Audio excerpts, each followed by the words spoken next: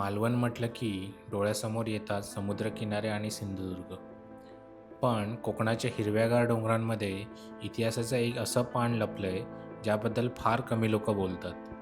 जिथे छत्रपती शिवाजी महाराज स्वतः आले होते आणि जागा पाहिली होती, पण किल्ला बांधण्याचा निर्णय मात्र घेतला नाही. असं काय होतं या ठिकाणी? सकाळचे बरोबर 7 वाजले होते. कोकणातला दिवस नुकताच उजाडत होता आणि आम्ही निघालो होतो मसुरे गावातून भरतगडच्या दिशेने. मसुरे, सिंधुदुर्ग जिल्ह्यातलं एक सुंदर आणि ऐतिहासिक गाव. सकाळच्या वेळेला गावची वेगळी ओळख दिसते. रस्त्याच्या कडेला उघडू लागलेली छोटी दुकानं, बाजारपेठा, सुरू झालेली लगबग, पारंपरिक कौलारू कोकणी घरं आणि गावच्या मध्यभागी शांत उभं असलेलं मंदिर. हवेतील गारवा अजूनही जाणवत होता. पक्ष्यांची किलबिलाट, नारळ आणि सुपारीच्या बागांमधून येणारा मंद वारा आणि त्या वातावरणात आमचा भरतगडकडे जाणारा प्रवास चालू झाला. रस्त्याच्या दोन्ही बाजूला आंबा, काजू आणि नारळांच्या बागा. कोकणातलं खरं सौंदर्य इथे प्रत्येक वळणावर दिसत राहतं. काही मिनिटातच आम्ही भरतगडाच्या पायथ्याशी पोहोचलो. पण समोर दिसणारा हा गड फक्त दगडांचा किल्ला नाही, त्याच प्रत्येक भिंतीत 300 वर्षांपेक्षा जास्त जुना इतिहास दडलेला आहे. चला तर मग या ऐतिहासिक भरतगडाची सफर सुरू करूया. नमस्कार, मी पंकज. उन्हाळ प्रवासमध्ये तुमचं स्वागत आहे. आणि आज मी मसुरे गावातील भरतगड किल्ल्यावर आलो आहे आणि आज आपण त्या किल्ल्याची पूर्ण माहिती आणि पूर्ण किल्ला बघणार आहे. आणि या किल्ल्याची पूर्ण माहिती समर्थ पाटकर आपल्याला देणार आहे. तर चला आपण त्याच्याबरोबर जाऊया.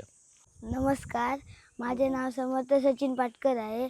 आपण या भरतगड किल्ल्यावर आलो आहे. या भरतगड किल्ल्याचे बांधकाम 17व्या शतकात झाले आहे आणि कोकणातील हा प्राचीन किल्ल्यांमधील एक किल्ला आहे.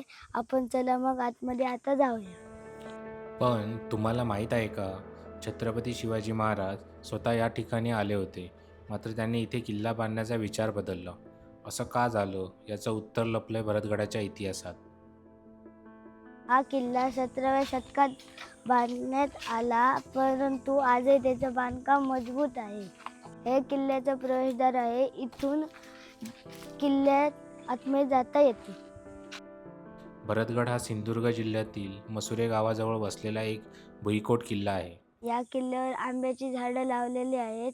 यामुळे हा किल्ला हिरवागार दिसतो.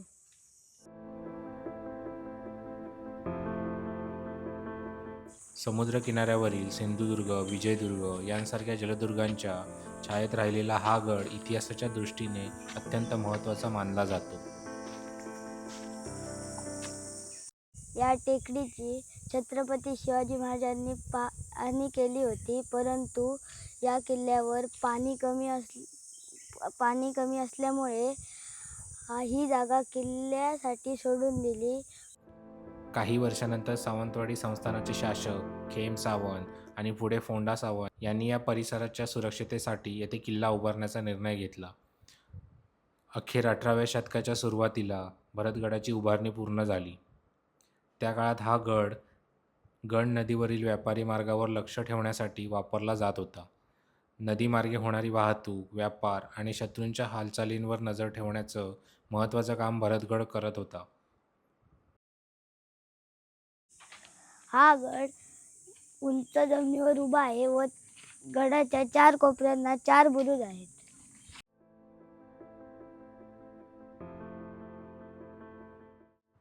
गडाभोवती खोल खंदक, मजबूत तटबंदी आणि 9 बुरुज बांधण्यात आले होते.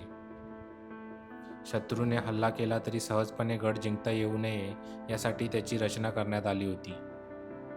भारताच्या इतिहासात अनेक संघर्ष पाहायला मिळतात.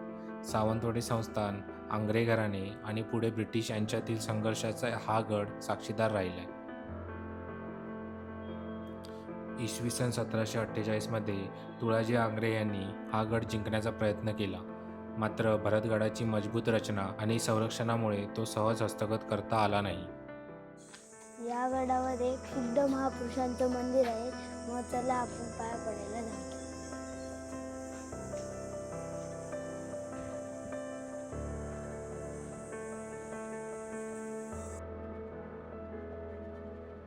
या किल्ल्यावरची 200 फूटपेक्षा खोल असलेली विहीर.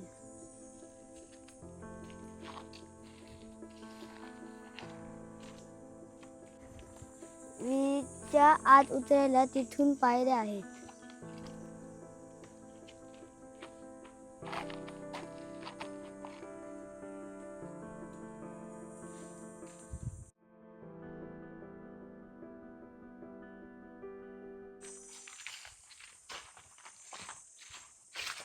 त्यावेळी लोकांची राहण्याची जागा.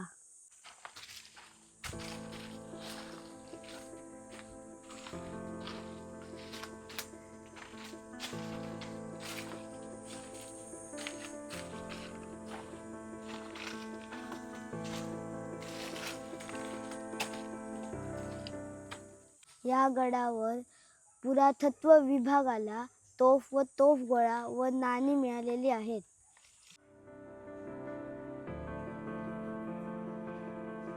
तटबंदीच्या भिंती 17 ते 18 फूट उंच आहेत व 5 फूट जाड आहेत.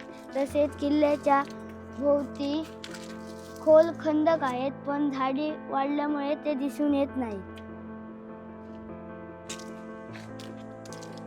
असं म्हटले जाते की या किल्ल्याचा आकार माशाच्या शेपटीसारखा आहे. किल्ल्याला चारही बाजू बुरुज आहेत व त्यावरून शत्रूंवर पहारा ठेवला जातो.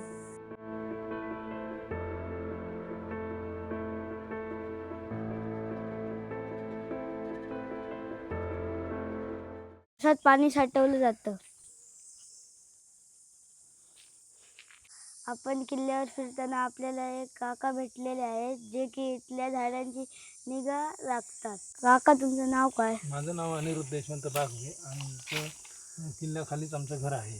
हां, तर इकडे जी बावडी आहे 200 फूट खोल, हां, त्याच्यात भोवरा आहे, तो कुठे जातो? तो इथे विहिरीमध्ये जो विहार आहे ते कांदळगाव ओझरला बाहेर पडलेला आहे. हां तिथून शिवाजी महाराज सिंधुदुर्ग किल्ल्यावर जात समुद्रामार्गे. हां, तर अजून तुम्ही आम्हाला किल्ल्याबद्दल काय सांगू शकता? आणि किल्ल्यामध्ये एक दसरा होतो. दसऱ्याचा तिसरा दिवशी किल्ल्याला दसरा साजरा होतो. हां, अजून काय नाही, आणि बरेचसे लोक फिरायला येतात. हां आणि ह्या किल्ल्यामुळे मसारा गावचा परिसर संपूर्ण दिसतो. बांदिवडा, मागवणा, कालावल फूल, भगवानगड किल्ला, कावावाडी, कोकळवाडी, सर्व मसाराचा पंचक्रोशीतला परिसर किल्ल्यावरनं व्यवस्थित दिसतो. हां, सावंतवाडचे खेमराज सावंत यांचा किल्ल्याशी थोडा संपर्क पूर्वी होता. बुरुजावरून इकडून पहारा चढवला जातो. आधी जायचा. पहारा करण्यासाठी किल्ल्याभोवती खंदक खोदलेला आहे. तो म्हणजे शत्रू किल्ल्यावर येऊ नये म्हणून. दरी खंदक म्हणजे काय? हे किल्ल्याभोवती दरी आहे खोल, हां, म्हणजे शत्रू येऊ शकत नाही किल्ल्यावरती, म्हणून ती खोल दरी किल्ल्याभोवती तयार केलेली आहे. नंतर इसवी सन 1818मध्ये मराठा साम्राज्याचा अस्त होत असताना ब्रिटिश सैन्याने या गडाचा ताबा घेतला आणि त्यानंतर भरतगडाचा लष्करी वापर हळूहळू कमी होत गेला. आज भरतगडावर उभं राहिलं की दिसतात फक्त दगडांच्या भिंती, पण या भिंतींनी सावंतवाडी संस्थानाचा उदय, मराठ्यांचा संघर्ष आणि ब्रिटिशांचं आगमन जवळून पाहिलं आहे. इतिहासाच्या पुस्तकात फारसं नाव नसलेला हा गड कोकणच्या वैभवशाली इतिहासातील एक महत्त्वाचा अध्याय आहे. भरतगड फक्त एक किल्ला नाही, तो कोकणाच्या इतिहासाचा शांत पहारेकरी आहे, जो आजही गड नदीच्या काठावर उभा राहून भूतकाळाच्या कथा सांगत आहे. आपण आता संपूर्ण किल्ला फिरून झालो आहोत. तर मी सांगितलेली माहिती तुम्हाला कशी वाटली? तू सांगितलेली माहिती खूप छान आहे आणि हा किल्ला पण खूप छान आहे. किल्ल्यावर यायला पूर्णपणे तुम्ही गाडीने किंवा टू व्हीलर किंवा फोर व्हीलर दोन्ही याने येऊ शकता. आणि आतमध्ये पूर्ण आंब्याची झाडं आहेत, पूर्ण गार वातावरण आहे, त्यामुळे तुम्हाला इथे दमणार म्हणजे तेवढं चालायचं नाही आहे. आणि हा किल्ला एका टेकडीवर असल्यामुळे इथून पूर्ण गाव, कालावल खाडी, मसुरे गाव पूर्ण दिसतो एकदम. तुम्ही मालवणमध्ये फिरायला आल्यानंतर तुम्ही तुमच्या ट्रॅव्हल लिस्टमध्ये हा गड ॲड करू शकता. खूप छान गड आहे आणि नक्की या गडाला भेट द्या.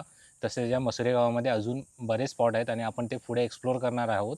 तर तुम्ही नक्की लाईक, शेअर आणि कमेंट करा आणि माझ्यासोबत जॉईन राहा.